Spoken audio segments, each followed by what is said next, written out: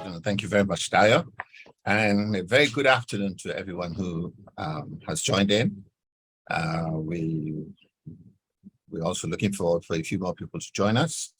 But hey, it's another Saturday. It's at the end of another month. We give God the glory. We thank Him for life. We thank Him for good health, for ourselves and our special children. And yeah, we're still walking, as I like to say. I'd like to start today with a little disclaimer. And that's the fact that I don't know everything. And I'm not abundant of knowledge. So for those who wonder why I am constantly talking about different things, it's because I love knowledge. I seek knowledge. And as I watch social media, as I try to follow some of our families online, and even from our weekly CP Thursday, which is hosted by our families, the hosts, and those who are asking questions, they raise certain concerns in me. And it is from these concerns that myself and my team come up with a topic for the month. And once we come up with a topic, the next thing is to start to research for the right answers. And the research includes spending time on the internet. Google has a lot of information, but Benola is blessed, and I am blessed by having access to a lot of experts, professors, medical doctors, and so on, who I am able to call on. And sometimes we have as much as an hour interaction from where I learn. I take notes. Sometimes I send them a WhatsApp message and they reply with answers. All these things are distilled to form the presentations that I make to you. So please take it that the information is authentic. It is something that I believe will help you. Otherwise, I wouldn't do it. And at the end of the day, I work through the night, especially on Friday and early on Saturday, to put this thing together. And that's why we are now putting them on our YouTube channel for those who either miss out or who would like to have a recap of what we discussed. So be that as it may, a good afternoon again. I'm really impressed with the overwhelming love and care that parents on Facebook and Instagram pages demonstrate for their children living with cerebral palsy. In fact, in the last 18 months, we have seen an explosion of parents and caregivers, even therapists who are now talking about cerebral palsy on one way or the other, passing on information. Some of them we may say are a little bit questionable because sometimes you need to know where the authority is. It's just like COVID. You remember how everybody came up with one concoction or the other that you would drink that will help cure COVID. That's the same thing that's unfortunately happening. And so you see, once you begin to have a large explosion of people doing what you want them to do in the first place, you will have to eventually come to a stage where we need to figure out how do we bring in regulation. And that's why some of you may find that when you ask Benola for references or when you want to post certain things that you're doing on Benola's page, we tell you, you get permission first. And we have to be comfortable with what the message you're sending out for us to allow it to appear there. Because once it appears, some other innocent people will take it that it is okay or that Benola approves. Now, one of the most consistent concerns is the idea of finding help and caring for the children living with cerebral palsy. The core problem of sorts is that parents tend to know their child's special needs so well that there is fear or anxiety of another person's capacity to help when a problem does arise in their absence. This concern is natural even positive, because it emerges from a place of love and care. In an interest to help with your own pursuits of finding the right person to care for your child, we have several tips which we would encourage you to consider as you move forward in this work with cerebral palsy. I like to say, do not be afraid to ask. Be open, be honest. Many parents actually tell us that somehow the hardest part of being a special needs parent is maintaining the relationships, while also not inconveniencing family and friends. The assigning of orders surrounding your child's needs can already be a difficult arena, and so asking for help can seem like a mountain of challenge. Just a minute here while I put on the slideshow and share the screen.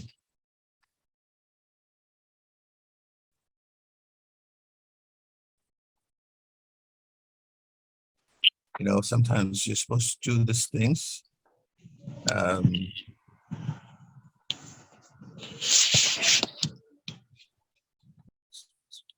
Before you code on, so it's just 1 minute. Okay, we're coming on with the screen. And yeah.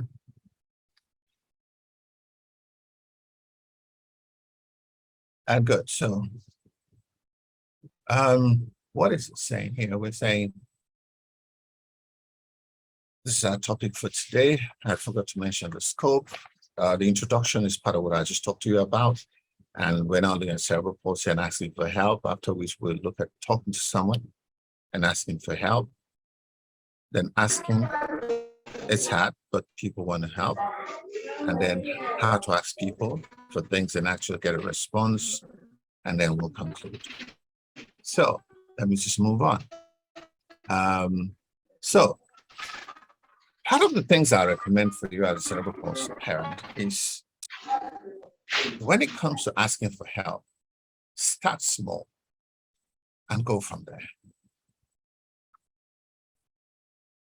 Now, we have to consider, is daycare an option? Because you see, if you can drop your child off somewhere for daycare, it gives you easily 8 hours a day when you can just do something else, be free, chill, get some rest, and so on. But if you're going to do daycare, you really have to go around and painfully assess the options that are available.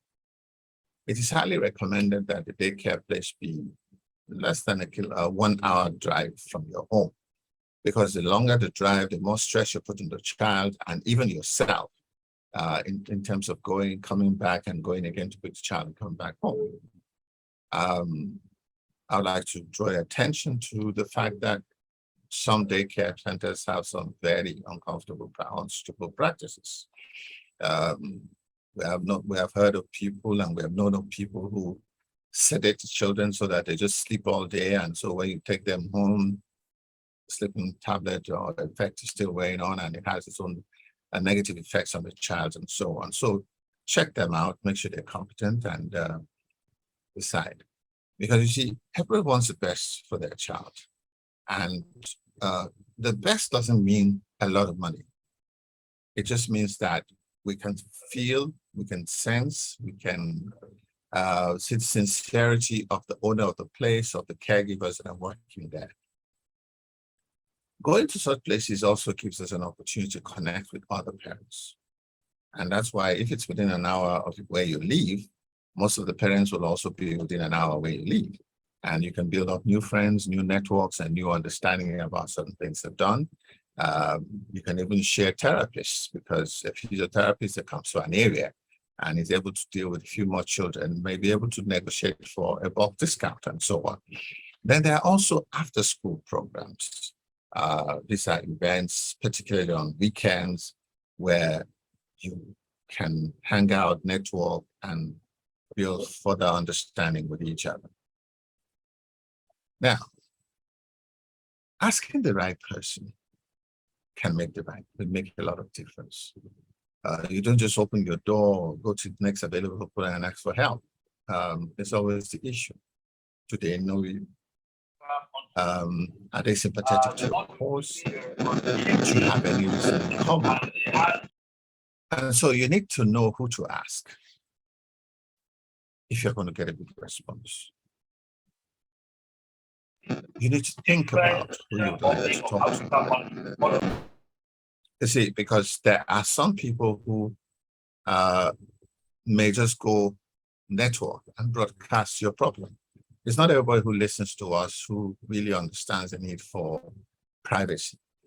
I've had parents who I follow them on social media and I realized that there is no information about their CP child on any of their social media pages. I asked a particular woman and she said, well, you see, my in-laws are not aware of this child. And if I put it on social media, it could create some problems. And hey, that's life. So we need to recognize and understand people's spaces. You need to understand what you're dealing with. Then there's the question, must it be someone that you know? Not necessarily. You see, some of the best people that will help us out in life are people that we meet on a neutral ground. So does that constitute knowing? Maybe not, but at least facially, there's something that ties them together. Can they be trusted? If you know them, you'll know they can be trusted.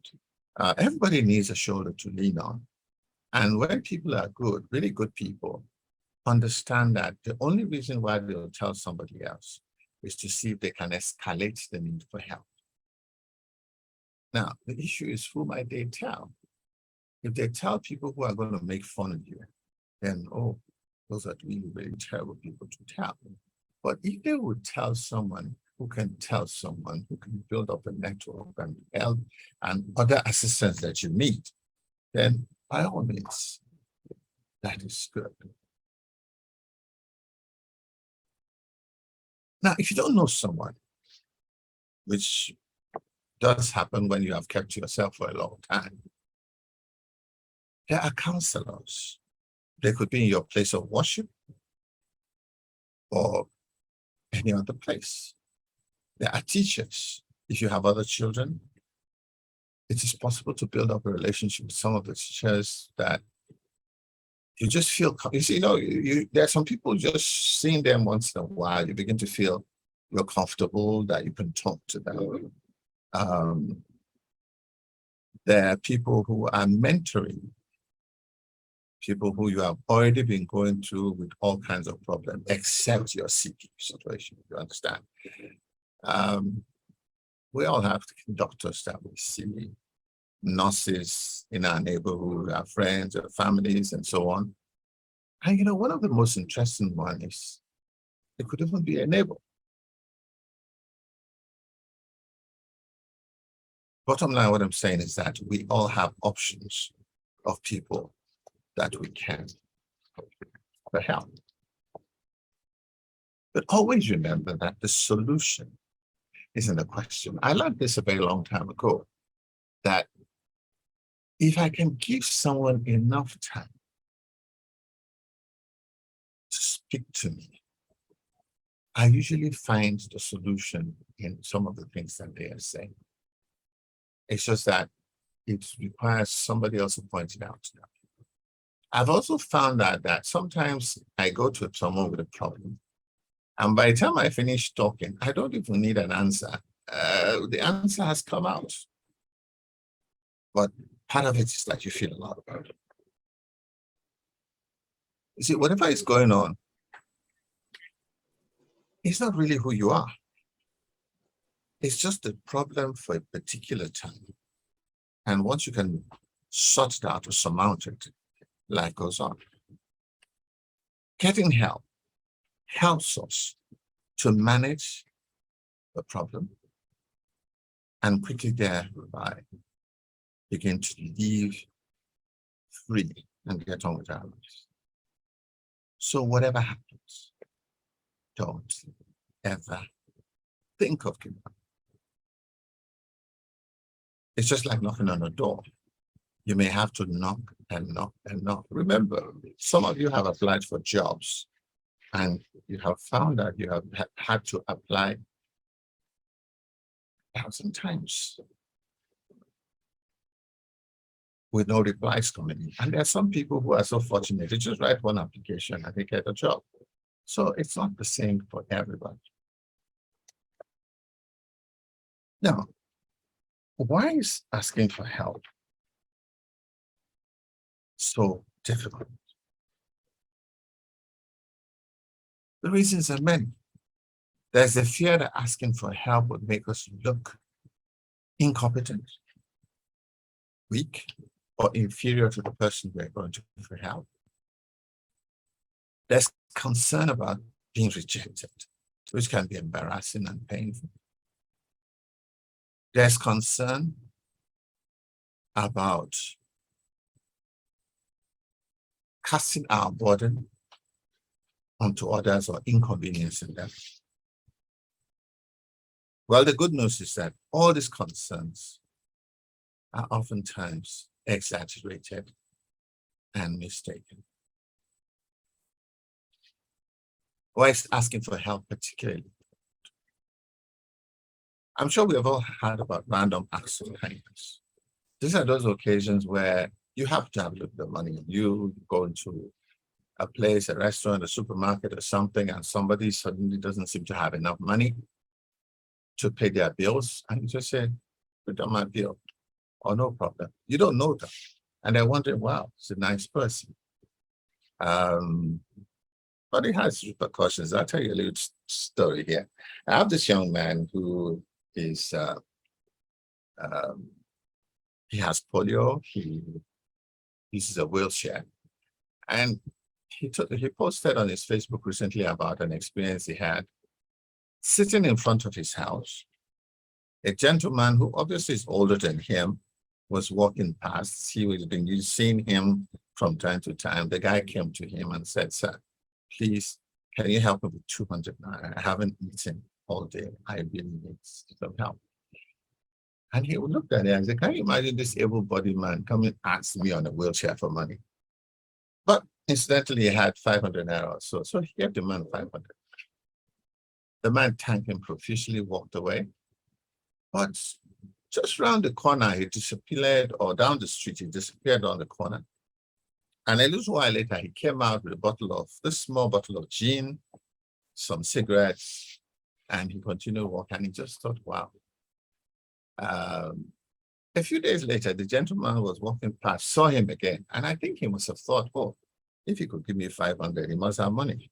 So he went to him again, and this time he asked for 1,000. And of course, he said, I'm sorry, I don't have it. The man was visibly angry. He walked away. And subsequently, for the next few days, whenever he walked past, he never said hello. You know? So our random acts of kindness may make us feel good, but it may also have its own negative reactions. And we may look further and realize that the individual has actually scammed us. But hey, it doesn't matter. The important thing is that you did it on the spur of the moment. And likewise, there are people who are likely to do something for you on the spur of the moment. It all depends on the stories you tell. But one important thing is that the majority of the help that we will receive occurs only after a request has been made. Those who could help us need to know that we are suffering or struggling with an issue. They need to know how to help effectively. And they also need to know whether it is in their place to help. I mean, I've seen polio patients who have a good job. Again, this is a case of a lawyer in Abuja who told me once that, you know, he's standing in front of a building trying to come in because he's actually crawling on his knee. So somebody opened the door and gave him I don't know whether it be some money, maybe 200 or 209. And he felt very insulted. I remember telling him that you're a lawyer. Why are you crawling? You could use a wheelchair. You could do one or two things. We ended up becoming friends, and we're still talking on social media till today. We need to think about these things, but people need to know whether it's their place to help. That's why the advice for people is that when you see somebody on a wheelchair, don't just go and volunteer one thing or the other. Ask them, can I help you with this or that? And some of them are so proud that they'll say no. And it's okay. Don't get offended. But whenever you are asking for help, use the SMART approach, where SAMART is simply broken down. Is be specific about what you need. Be meaningful in how you convey your requests. Let it be action-oriented, something doable, something that the person you're looking at is likely to be able to do for you. Be realistic, and let your request be time-bound. There's something you want to do this, you want to go here, you want to participate within a particular time.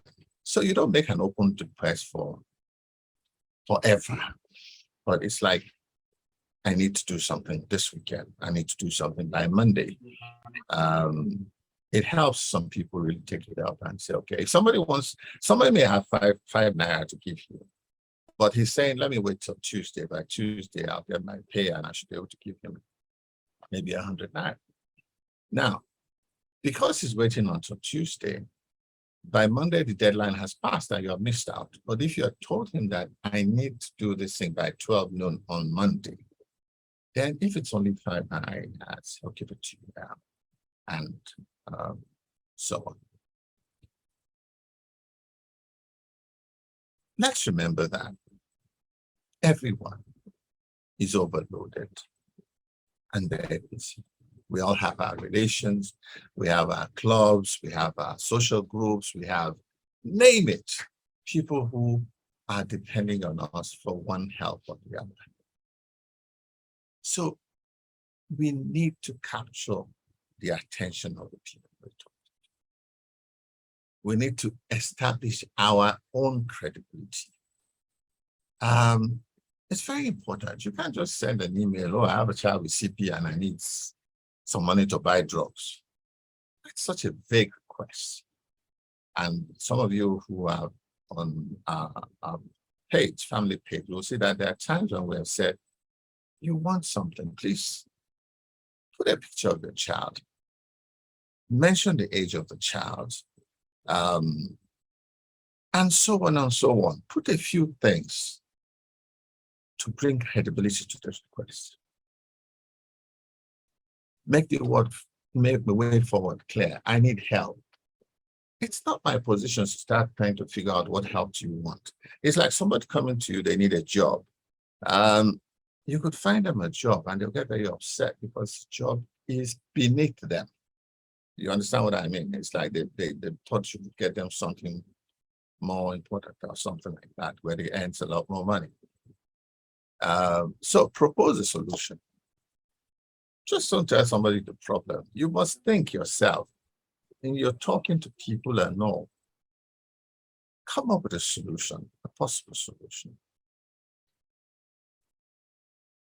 If you're writing a letter, an email or something, or even if you're talking to them on the phone, don't think you can talk for them for 2 hours. Keep it short, go straight to the point.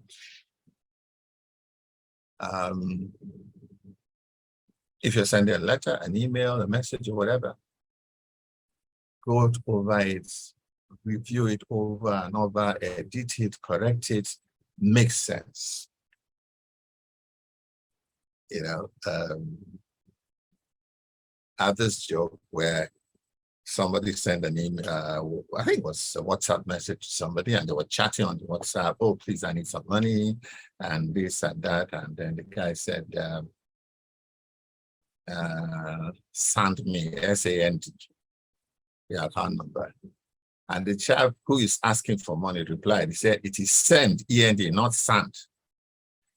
And of course, the chap replied, I said, oh, so you understand English? Then you don't need to bother me. He was offended, and that's where the conversation ended. Now, let's look at some easy fundraising ideas.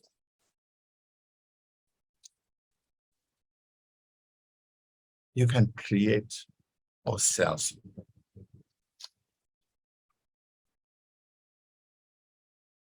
A very popular one these days is crowdfunding. And where you try and get lots of people to support you with funds. A popular one is the GoFundMe platform. Internet has made it very easy that if you have a good case and guide you very well, even random people from different parts of the world can actually help you raise a fund. And it's very easy. You see, it's like if you need, let's say, 10,000 naira, and you can get X number of people to give you, let's say, 500 naira, which is very easy for them to put in. You may even exceed your target.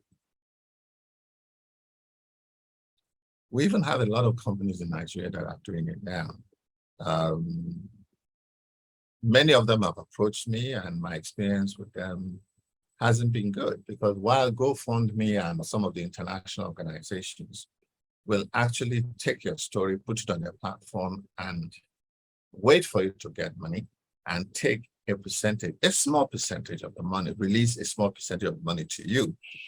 A number of the companies that paid me in 4 or 5 years ago, I don't even listen to them anymore. They want you to register with a monthly fee of like 5,000 naira a month, and then they're still going to take out of whatever money that is raised. Now, for somebody to be an effective fundraiser for you, they must show evidence that they can actually raise funds, and they have raised funds for other people. Without that, you are just wasting your time and with these people. So you can host your own fundraising events. Abroad, people do little things like somebody's having a birthday and want to go to a restaurant or something, and the meals there are going to be like 3,000 naira per plate, and you can say, okay, we're doing it for 5,000 naira per plate, so that the 2,000 naira on top will go for the project that you're trying to raise funds for. You see, when you do things and you make people have a good time and be proud of it, it tends to have a better life, but then you need a lot of credibility, and you usually needs to have some funds to set up the whole thing in the first place. You can build an email, letter, WhatsApp campaign where you write your story as convincingly as you can. You look for target audience and you send it to them. I've been quite successful with this because I have a large WhatsApp following, and a lot of things that I do for Benola are done through my friends on WhatsApp. You may see me post on Facebook or on Instagram. Honestly, we're not getting any funding from those sources. It's just for people to know that we're doing something. The bulk of the funds that I received since 2016 for Benola has come from my friends on WhatsApp. And that's why I try to put issues there. Sometimes out of 3,000 people on WhatsApp, I barely get 60, 70 people who respond to my requests. Some continue to respond, some respond once and they never respond again. But the beauty of life is that, like I said earlier, you don't give up. And you keep trying to learn as to why this person is no longer responding or whatever is going on. So it's very important that you research your contacts. There are major donors Is it banks? Is it even international organizations? But you see, when you get into their requirements, they are very, very complex. It's like you're applying for a job after a year or two of living in university, and somebody says he wants someone with 5 years working experience. Now, where am I going to get 5 years working experience when I've never worked before? The same thing with a lot of the page of donors. They want to see 3, 4 years statement of accounts to see how you have been spending money that you are receiving. So, yeah, there are some things we can do for the purpose of credibility, but there's a lot of work to do if you want to deal with major donors. And so you really need to think about that.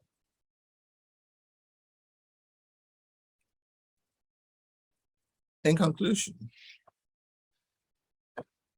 asking them for help can be uncomfortable, but it's an important skill which can be learned. You have to check your assumptions about asking for help.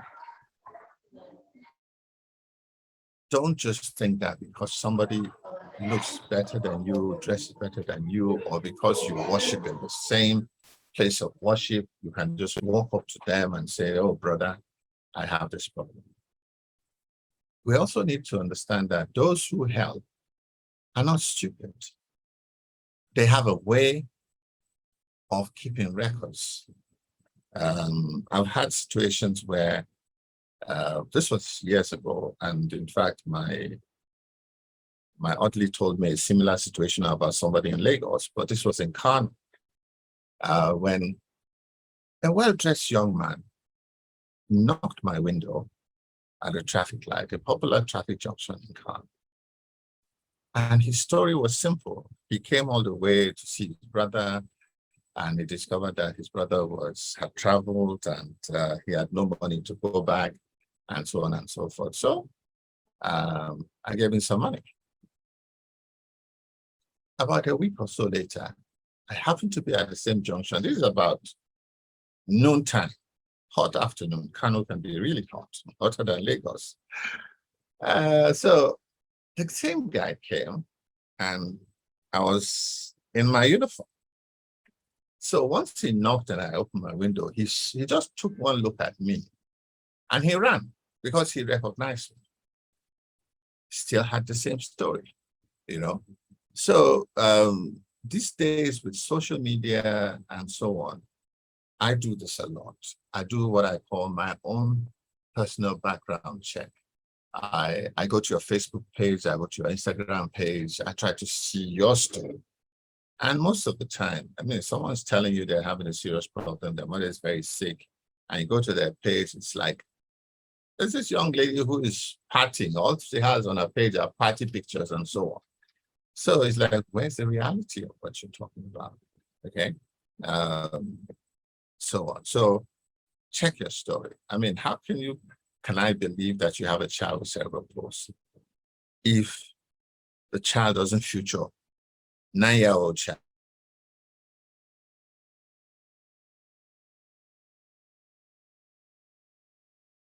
So these are some of the stories that we need to be very careful about.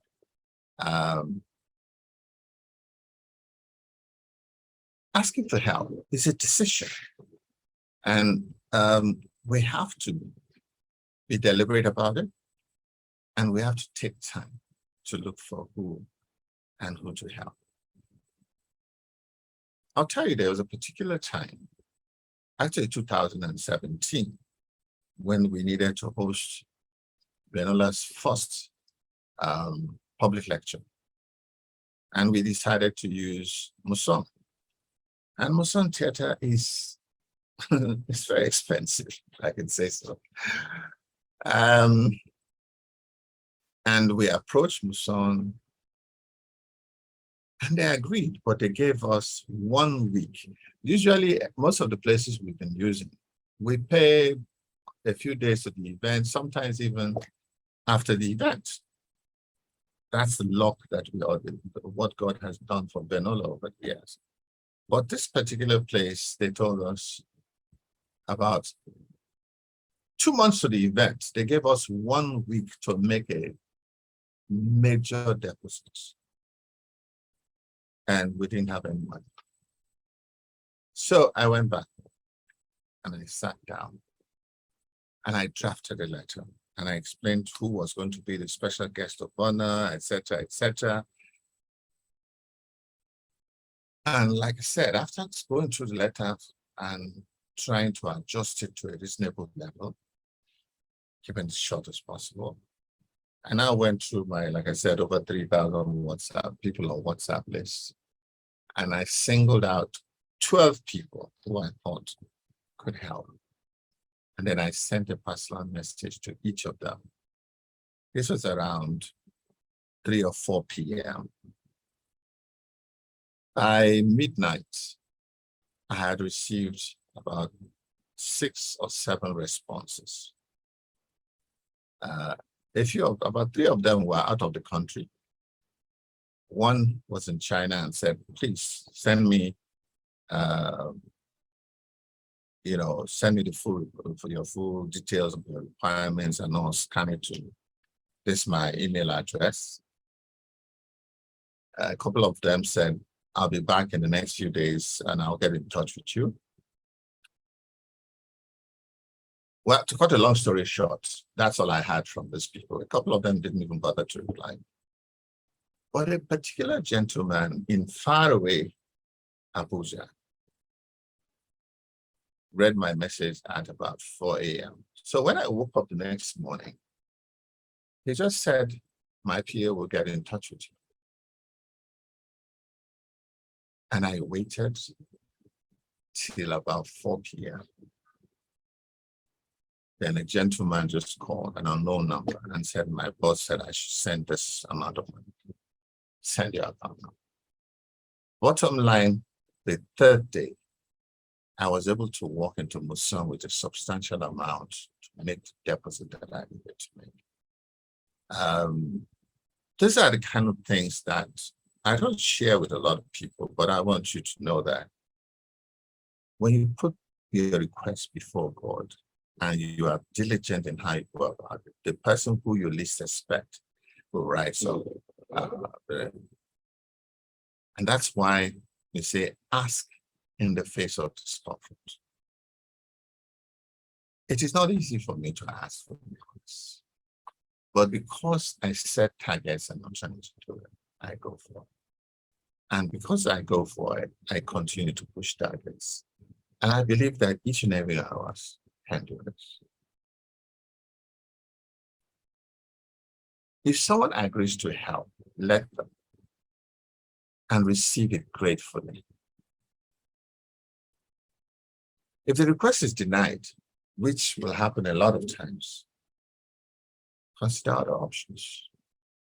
And please don't write off this individual, because it may just be that at that particular time, they're not in a position to help. Further down the line, months later, years later, they might just come around and remember that, oh, I really haven't helped this person. And you'll be surprised that you hear from them, especially if you have a regular or a consistent program that you hold. They'll remember, they'll look at your messages, and they may just surprise you with an action. So to be comfortable at asking for help, always do your research and be clear and concise in what you're asking for and how you want to do so. Again, here, I see a lot of people ask for requests and they're expecting you to now say, okay, send me your account number. The person who is busy and who may just help you straight from his phone or tell his secretary to go ahead and do something, may not have time to be saying, okay, send me an account number. That's why you usually need to give them as much information as possible, including your bank details.